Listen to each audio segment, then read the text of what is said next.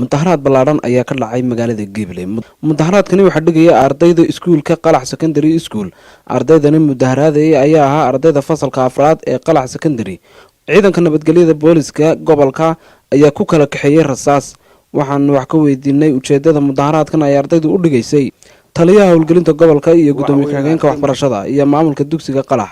waxaana yiraahdeen arrinkaas ka darkiisana arrinku soo boodo waxa wax cabasha oo ardayda haba yaraatee naga soo gaaray ma jirin.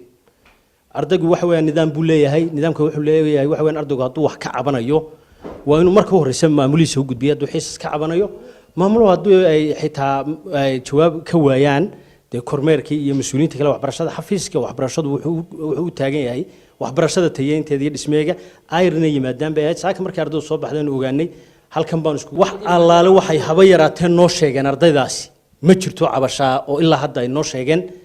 kadib waa kuwii xagga suuqa u yaacay arrinta de wadanka nabadgelyadiisa iyo waxa ka hortagayga hay'adda dawliga u samaysan oo boolisku kamid yahay iyaga la wareegay.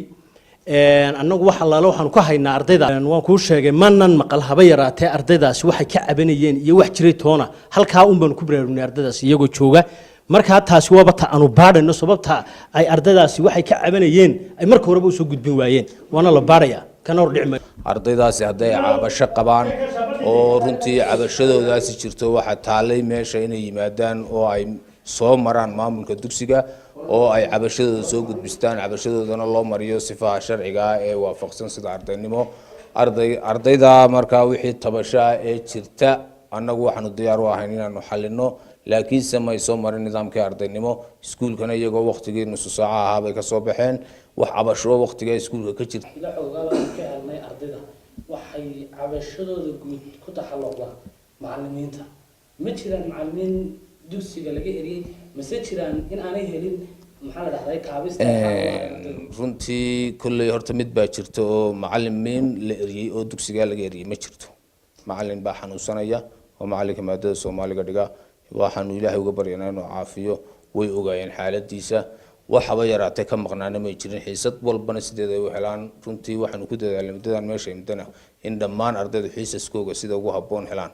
kaabista laga hadlayaa sharciyan ma aha inta waxa jira wax iskuulku sidiisa u bixiyo wixii requirement dugsiga halkaas ay waajib ku tahay inaan 12 todobada iyo barka subaxnimo ilaa 12 iyo barka aan halka ku ugu dhignaa ardayda wixii kale annaga ay taalkayga ka caawinaa ardayda halkaas aan ugu dhignaa waxba sagsaagaan ka galin ma jiro. horta sideedaba waxa mudaharaadka la yiraahdo reeban yahay waxa weeyaan arday mudaharaadaysa oo dugsiga oo maaragtay dugsiga sare maaragtay iskuulka Qalax ayaa soo mudaharaaday iyo annaga iyo hadii ilaahay annaga iyo baahdi waxbarashadu inaan la hadallo ayaan isku daynay oo si degan aan ula hadallo waan isor taagnay intaan magaalada soo gaadhin ardaydaas way diideen annagu abnigaan ka masuulnahay waxa weeyaan hadii ilaahay dawladdu ka dhagaadeen magaaladii way ku soo dareereen markaas ciidanka maaragtay hadii ilaahay uu kala eriyay waxna ma dhicin si nabadgelyo ah hawshaas u dhamaatay.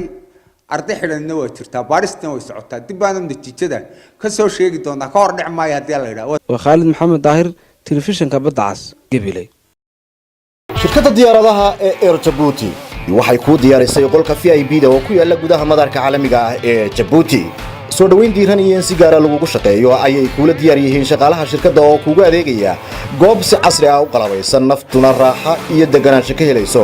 waxa kale oo ku diyaara gaari kuwa raaxada ah oo ku geynaya halka ay diyaaraddu ka kacayso. wixii faahfaahin ah ee inta dheer kala xiriir taleefanka iyo ciwaanada shaashada kaaga muuqda. Djibouti suuga